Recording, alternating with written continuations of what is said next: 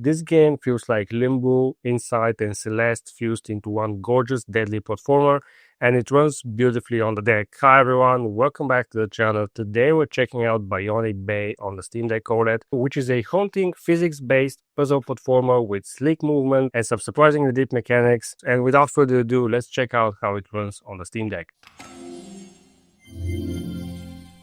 Now in Bionic Bay, you're tossed into a biomechanical world after a failed experiment, exploring its decaying industrial zones with precision platforming and clever physics-based mechanics.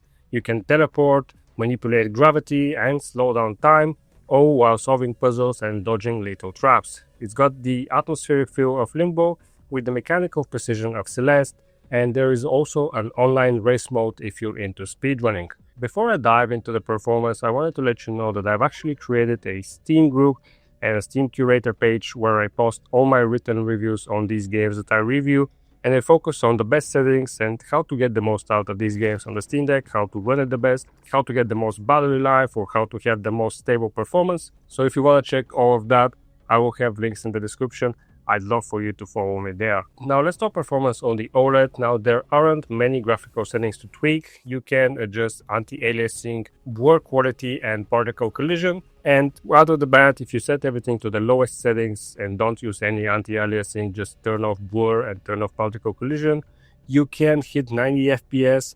But depending on the level you're actually on, there might be some dips, and some levels are more demanding than others. Now, what I prefer to do instead is just max out the settings, put anti-aliasing to 8, blur quality to highest, and turn on particle collision, and cap the FPS to 60, and that will get you 5 to 6 hours of battery life, and it will be stable 60 FPS. The game looks stunning and plays super smooth. This, by the way, also goes for the LCD, but on the LCD you can expect only up to 4 hours of battery life.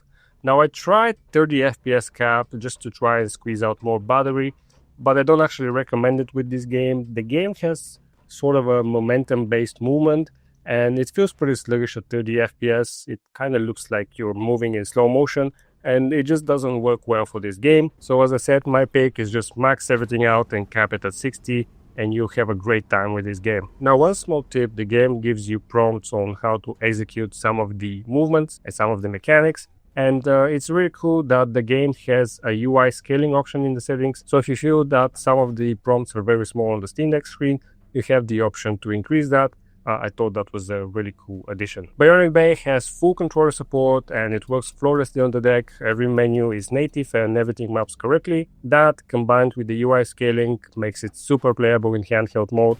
It's a really small thing, but I think it makes a big difference, and it really goes to show that the developers care for all types of sizes of screen and all types of consoles. Now the video is going to be a bit short because there really isn't much I can say in terms of settings, but in conclusion, I think this game is a great fit for the Steam Deck. The gameplay is tight, the world is mysterious and beautiful, and it looks absolutely incredible on the OLED screen. As I said, my recommended settings are just to max everything out and cap it at 60 FPS. And this is one of those games that feels like it's made for the Steam Deck, even if it wasn't. You're just gonna have a great time with it. And that's gonna be it for this video. If you found this helpful, don't forget to leave a like, subscribe for more Steam Deck content, and hit that bell icon so you never miss an upload. Thank you guys for watching, and I'll see you in the next video.